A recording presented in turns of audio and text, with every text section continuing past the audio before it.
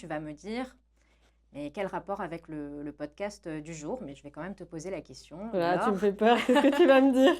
non, t'inquiète pas. Alors Laure, est-ce qu'il t'arrive de regarder des émissions de télé-réalité ou des jeux télévisés? Bienvenue sur l'humain à cœur du digital, le podcast où des experts de l'informatique et du digital partagent leurs conseils et solutions pour aider les dirigeants d'entreprise, DAF, DSI, RH et autres décideurs à mieux comprendre et adopter le concept du numérique. Notre objectif, vulgariser des sujets complexes pour en faire des leviers accessibles de rentabilité et d'efficacité. Alors, si tu te reconnais dans ces explications, abonne-toi pour ne rien rater de nos prochains épisodes. Et en attendant, place à l'épisode du jour et bonne écoute à tous! Salut à tous, bienvenue pour un nouvel épisode de notre podcast L'humain à cœur du digital. Aujourd'hui, je reçois Lucie Auger, ancienne chargée RH et actuellement consultante RH. Salut Lucie, tu vas bien? Salut Laure, ça va super, merci et toi? Ouais, ça va super, merci. Alors Lucie, aujourd'hui, on va parler d'un gros sujet RH, le contrat de travail. Effectivement, vaste sujet. Vaste sujet que tout le monde connaît, mais on ne maîtrise pas forcément tous les éléments et tous les rouages du contrat de travail. Donc l'idée aujourd'hui, c'est que tu puisses nous éclairer et nous apporter un petit peu plus d'informations par rapport à tout ça. Ok, bah écoute, avec plaisir, T'es c'est prête? parti. Ok, super. Et bien déjà, est-ce que tu peux nous définir ce qu'est le contrat de travail? Oui, eh bien figure-toi Laure que pour te donner une définition du contrat de travail, il va falloir s'intéresser à la jurisprudence et à la doctrine. Pourquoi? Parce que le Code du travail ne donne pas aujourd'hui de définition précise de ce qu'est le contrat de travail. Donc la D'accord. jurisprudence et la doctrine définissent le contrat de travail comme étant une convention par laquelle une personne physique, donc le salarié, s'engage à mettre son activité à disposition d'une personne physique ou morale, donc à savoir l'employeur, et ce, moyennant une rémunération. Donc finalement, pour faire plus simple, pour qu'il y ait contrat de travail, il va falloir y avoir la réunion de 3 éléments. Donc le premier élément, ça va être les deux parties, donc l'employeur et l'employé, avec l'exécution d'une prestation, si tu préfères la fourniture d'un travail. Ok, L'exécution de cette prestation, elle va devoir être sanctionnée par une rémunération, c'est ce qui va constituer le deuxième élément.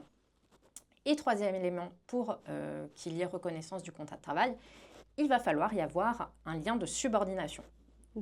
ok. Par contre, je ne sais pas ce qu'est le lien de subordination, donc est-ce que tu peux m'en dire plus? Oui, eh bien rien de plus parlant qu'un exemple pour illustrer mes propos et que tu comprennes bien ce qu'est le lien de subordination. Tu vas me dire, mais quel rapport avec le podcast du jour? Mais je vais quand même te poser la question. Voilà, tu me Laure, fais peur, qu'est-ce que tu vas me dire? non, t'inquiète pas. Alors Laure, est-ce qu'il t'arrive de regarder des émissions de télé-réalité ou des jeux télévisés? Alors oui, j'ai regardé en tout cas des émissions de télé-réalité dans ma jeunesse. Ok, est-ce que l'émission de télé-réalité L'île de la Tentation te dit quelque chose? Ça, on est parti. Ok. Eh bien, figure-toi qu'il y a quelques années, des participants à l'émission L'île de la Tentation ont demandé la requalification de leur convention de participation en un contrat de travail. Et la Chambre sociale de la Cour de cassation leur a donné raison. Effectivement, elle est venue requalifier le lien qui les liait entre eux et l'émission de production. Ok, Elle est venue requalifier effectivement ce lien de contrat de travail. Pourquoi? Parce qu'elle est venue reconnaître l'existence d'un lien de subordination. Donc pourquoi effectivement les participants avaient demandé cette requalification? Ils estimaient en fait être soumis à des obligations, des contraintes horaires et aussi des directives qui étaient imposées par la production. Et ça, ce sont effectivement des caractéristiques qui viennent composer l'essence même du lien de subordination. ok. Eh ben, j'aurais jamais pensé que les candidats de l'île de la Tentation étaient en fait des salariés. Merci de m'avoir éclairé Comme là-dessus. quoi, je t'en prie. On va revenir sur la partie contrat de travail. Est-ce qu'il est obligatoire ce contrat? Alors, la seule obligation que le Code du travail nous précise aujourd'hui, c'est l'établissement d'un contrat de travail écrit, mais uniquement pour les CDD. D'accord. Effectivement, le CDD, c'est un contrat de travail qui est régi par des dispositions particulières. Mhm. Donc, si CDI il n'y a pas forcément obligatoirement besoin d'un écrit. Donc, s'il n'y a pas d'écrit, ça veut dire que le CDI peut être oral. Et s'il est oral, par contre, il sera forcément CDI à temps plein. Mhm. Donc, soit 35 heures, la durée légale du travail en vigueur en France. Ok, merci. Quelles sont les clauses qui doivent figurer sur le contrat de travail? Alors, comme le contrat de travail n'est pas forcément écrit, Mhm. on n'a pas d'article qui nous impose effectivement des clauses obligatoires. D'accord. Néanmoins, on va retrouver ce qu'on appelle des clauses principales. Parmi les clauses principales, on va notamment retrouver la dénomination des parties, la qualification, la fonction avec toutes les informations concernant Le poste. le poste, voilà, Mm. l'échelon, les différents grades. Mhm. Et également, parmi les clauses principales, les éléments qui viennent composer la rémunération. Donc, qu'on parle effectivement de rémunération fixe ou de rémunération variable ou encore de commission quand on se retrouve face à une population de commercial. Ok. Alors moi, tu l'as pas cité, mais j'imagine qu'elle est également dedans, hein. J'aime partir en vacances. Donc du coup, les congés font partie des clauses à Oui. intégrer. Effectivement, parmi les clauses principales qu'on retrouve dans les contrats, les clauses relatives aux congés et aux jours de repos figurent parmi ces clauses principales. Donc, on va retrouver notamment dans ces clauses les modalités, non seulement en termes d'acquisition de ces jours de congés et de repos, mais aussi les modalités qui encadrent la prise de ces congés. Ok. Et est-ce qu'il y a des notions sur lesquelles il va falloir que les salariés et les employeurs soient attentifs au moment de la mise en place d'un contrat de travail? Oui, alors côté employé, on conseille en général, lorsqu'on se retrouve face au contrat de travail écrit, de venir vérifier qu'il y ait bien une concordance et une reprise des éléments entre ce qui avait été dit lors de l'entretien d'embauche ou dans la rédaction de la confirmation d'embauche, s'il y en avait une. Donc on va notamment vérifier la concordance des éléments qui concernent la dénomination du poste. Donc s'il n'y avait pas de confirmation écrite d'embauche, on va s'assurer que la dénomination du poste qui figure sur le contrat de travail, c'est bien la même que celle qui figurait dans l'annonce, l'offre d'emploi à laquelle on a postulé et pour laquelle on a été retenu. Je vois, ouais. On va également vérifier que les missions, le descriptif des missions qui figurent dans le contrat de travail sont bien celles pour lesquelles on a eu des discussions lors de l'entretien. Et on en parlait avant, les éléments de rémunération. Donc on vérifie bien effectivement que les éléments de rémunération dont on avait parlé lors de l'entretien d'embauche ou qui ont été éventuellement écrits dans une confirmation d'embauche soient bien repris à l'identique dans le contrat de travail et qu'il s'agisse aussi bien de rémunération fixe, de rémunération variable ou de calcul de commission pour une population de commercial. Ok. Et côté employeur, du coup? Alors, juste avant de passer au côté employeur, je repense encore à une dernière chose côté employé.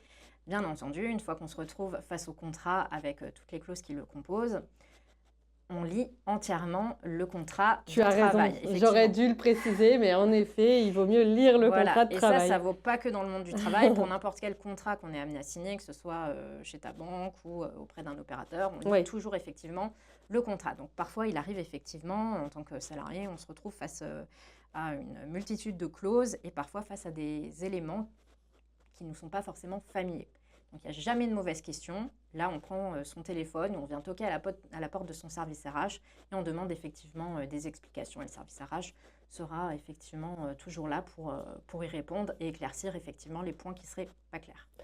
Ok, donc vous, salariés, bien lire le contrat, faites-vous aider si jamais vous en avez besoin.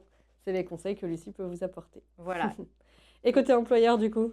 Et côté employeur, eh bien, on va surtout s'assurer qu'on n'indique pas dans le contrat de travail d'éléments qui soient contraires au code du travail ou à la convention collective en vigueur dans l'entreprise. Et donc, il y a un principe fondamental, parce qu'il n'y a pas en tant que tel de convention, pardon, pas de convention, mais de clause qui soit reconnue comme interdite. Mais le principe fondamental, ça va être pas de clauses qui soient contraires en fait à l'ordre public ou au droit fondamental du salarié. Ok.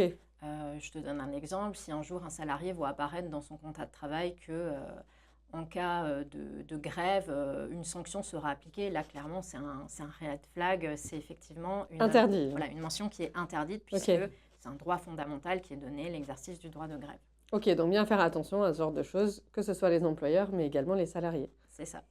Ok. Est-il possible de le dématérialiser et comment on peut faire ça? Oui, alors il existe aujourd'hui pas mal de solutions en matière de gestion des ressources humaines sur le marché qui permettent eh bien, de dématérialiser, d'automatiser cette partie rédaction de travail. Et on va même aller aussi plus loin avec la mise en place de la signature électronique de ce contrat de travail pour effectivement s'affranchir du papier au maximum. Et Ok. justement, chez OCI, nous utilisons une solution en interne. On est propre éditeur de notre solution qui s'appelle ORH et qui va permettre effectivement aux professionnels de la fonction d'automatiser en fait la rédaction de ces contrats de travail sur la base en fait de modèles qu'on vient prédéfinir. On peut aussi mettre des règles d'automatisation du type si dans la dénomination du salarié, le numéro de sécurité sociale, ça il débute par 1, et bien, du coup, ça sera un homme, hein. Et si c'est une femme avec le numéro 2, on va pouvoir féminiser les clauses du contrat de travail. Donc ça, c'est un gain de temps réel, l'automatisation de la rédaction du contrat avec les différentes clauses. Et en plus de ça, on va pouvoir lancer le process de signature électronique en définissant autant de signataires dont on a besoin, donc principalement deux, un signataire interne en entreprise et le signataire externe, le salarié. Le salarié qui va entrer dans l'entreprise, du coup. C'est ça, exactement. Ok. Tu as déjà un peu donné des pistes pour ma prochaine question, mais selon toi, quels sont les avantages de mettre en place la dématérialisation? Eh bien, le premier, ça va être, sans surprise, l'abandon du papier et une réduction des coûts d'affranchissement qui vont avec. Donc là, Mmh. effectivement, plus besoin d'affranchir, les plis, postaux qu'on envoie. Un des autres, avantages, eh bien, ça va être, fini les galères que le papier, engendre. Typiquement, un RH, souvent, on a les retours des contrats, papier, mais on s'aperçoit que le salarié a oublié une paraphe sur l'une des pages ou a oublié la Mmh. mention manuscrite, lue et approuvée. Du coup, on doit renvoyer les 2 exemplaires, pour que ça revienne. Donc, c'est un petit peu, Une perte de pénible. Voilà, c'est une temps perte de et temps, mmh. effectivement. L'avantage aussi, en mettant en place un process de signature électronique, ça va être effectivement de permettre la signature facilement des par exemple du DG, hein, souvent qui est pas présent sur site. Donc Ouais. on se retrouve avec les contrats papier, mais il est en déplacement et parfois avec les CDD, on se retrouve contraint effectivement de faire signer dans la remise du contrat de travail, dans les 48 heures sur une requalification en CDI. Donc là, effectivement, c'est facilité. On a accès effectivement depuis la plateforme à la signature depuis un téléphone ou l'interface web, hein. C'est une solution qui existe en SaaS, donc OK. accessible depuis n'importe quel moteur de recherche. On s'évite, eh bien, en fin d'année, toutes les joyeusetés relatives, au classement. Donc là, plus besoin effectivement, d'archiver. On retrouve à tout moment effectivement le document, sur la plateforme. Donc si on est plusieurs dans le service RH, qu'une des collègues, n'a pas classé le document papier, là, pas de souci, c'est dématérialisé. Tout le monde a accès à l'information depuis Mmh. n'importe où et en temps OK. réel. Donc il y a vraiment un gain de temps, pour, l'ensemble des collaborateurs qui vont, traiter le contrat Ouais, et pour le service RH, qui va, le suivre et le classer, de son effectivement. côté, quoi. Ouais. OK. Tu as un petit peu parlé de la partie signature. Mmh. Quelle est la valeur légale au niveau de cette partie-là? Oui, eh bien, la valeur légale aujourd'hui, c'est exactement la même que pour, une signature manuscrite, hein. Donc on reconnaît effectivement cette, valeur de signature électronique au même titre, que la signature manuscrite. Donc on se décharge complètement Voilà, du contrat de travail papier, au c'est ça profit de la effectivement. signature. Donc il y a vraiment une valeur, probante et en utilisant, la solution RH, on dispose également d'une piste d'audit fiable qui va permettre effectivement de suivre les différentes étapes, c'est-à-dire l'envoi du mail auprès du salarié qui contient le lien avec le contrat de travail pour signature. On pourra même recenser le jour et l'heure à laquelle il ouvre l'email. OK. Et derrière, on peut définir le workflow de signature qu'on souhaite, si effectivement c'est plutôt le salarié qui signera en premier et ensuite le DG ou inversement. On peut rajouter aussi, comme je te le disais, autant de signataires pardon, qu'on le souhaite dans le process. Mmh. Et un des autres avantages de passer à cette signature électronique via une solution, c'est aussi que les relances se font de manière automatique. Donc Mmh. là, effectivement, s'il n'y a pas eu de signature, c'est du paramétrage, hein. Pendant, admettons, 2 jours après l'envoi du mail, il y a un nouveau mail qui se génère, «Monsieur Dupont, on est encore en attente de votre signature pour le contrat de OK. travail». Donc là, pareil, c'est du suivi, une gestion qui est facilitée pour le service RH. Il n'y a plus besoin de faire des emails de relance qu'on écrit soi-même ou de prendre le téléphone et de relancer. Ça se génère automatiquement pour nous. Ok. Merci pour ces informations. Avec- Quels conseils tu pourrais donner aux entreprises qui souhaitent mettre en place la dématérialisation? Enfin, quelles seraient les choses Ouais. à envisager pour que ça fonctionne bien? Eh bien, le premier conseil que je pourrais donner, c'est d'y aller par étapes. Peut-être pas être Ok. trop ambitieux dès le début, surtout si aucun process n'était dématérialisé. Mhm, Et c'est l'avantage aussi de la solution RH, c'est que c'est une solution modulaire. mhm. Donc, j'en ai pas parlé, mais au-delà du contrat de travail et de la signature électronique, on propose d'autres fonctionnalités aussi Qu'on qu'on évoquera au fur et à évoquera au fur mesure. et à mesure. Donc, d'y aller par étapes. On n'est pas obligé de prendre tous les blocs d'un coup. Donc, si on Ok. souhaite effectivement dématérialiser d'abord nos contrats de travail et la signature électronique ou les bulletins de paye, bah, c'est possible. Par étapes, faire le projet avec différents steps. Toujours faire effectivement un état des lieux. On se pose, on définit effectivement ce dont on a besoin, ce Mhm, qui est lourd aujourd'hui en termes de suivi papier. Effectivement, si on peut améliorer un process et le faciliter. mhm. Euh, donc, on n'est pas obligé de reproduire à l'identique. On va dire qu'en passant à la dématérialisation, c'est un peu une étape de renouveau. Ok. Donc, pas obligé de faire un copier-coller des process qu'on avait à l'écrit pour les retranscrire en démat. Je te donne un exemple. Je ne sais pas, il y a par exemple 3 signataires qui doivent intervenir. Le salarié, le responsable et le DG. Bon, ben, on se dit peut-être, c'est peut-être un peu Peut-être lourd un de peu lourd, ouais. signataires en interne. Pourquoi pas dématérialiser et se limiter en passant effectivement à un signataire Mhm. en interne. D'accord, ouais. Donc revoir ces process en fait aussi en amont pour que Le faciliter au maximum, voilà. ça s'optimise au Oui, mieux avec la oui, dématérialisation. simplifier au Mmh. maximum et éviter effectivement les étapes qui alourdissent les process. Donc, par étape, faire un état des lieux, simplifier au maximum. Et également, un dernier point que je pourrais conseiller, c'est de bien définir son chef de projet et les parties Mmh. prenantes au projet. OK. Ça, c'est hyper important. Ça permettra effectivement aux consultants qui accompagnent l'entreprise pour le déploiement d'une telle solution, eh bien, de bien savoir avec quels intervenants il Mmh. va effectivement participer au projet. Et c'est très important de définir un leader dans le projet qui sera capable effectivement d'arbitrer Mmh.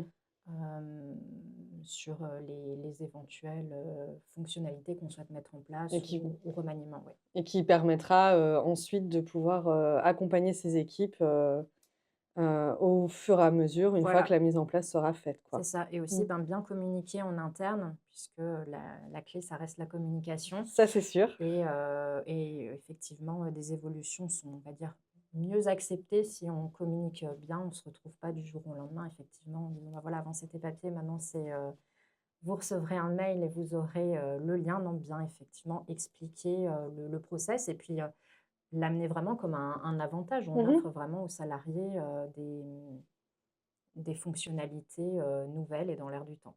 OK. Voilà. Merci beaucoup, Lucie. Merci à toi, Laure. Tu nous as, transmis de précieux conseils, par rapport à cette partie-là et bah, on vous dit à bientôt, dans notre podcast, «L'humain à À cœur du cœur du digital». digital. À À bientôt. bientôt, salut! Salut, Laure. Vous avez apprécié ce moment? Alors laissez-nous un commentaire, un avis ou partagez cet épisode autour de vous. Et nous, on se dit à très bientôt pour un nouvel épisode de l'humain à cœur du digital.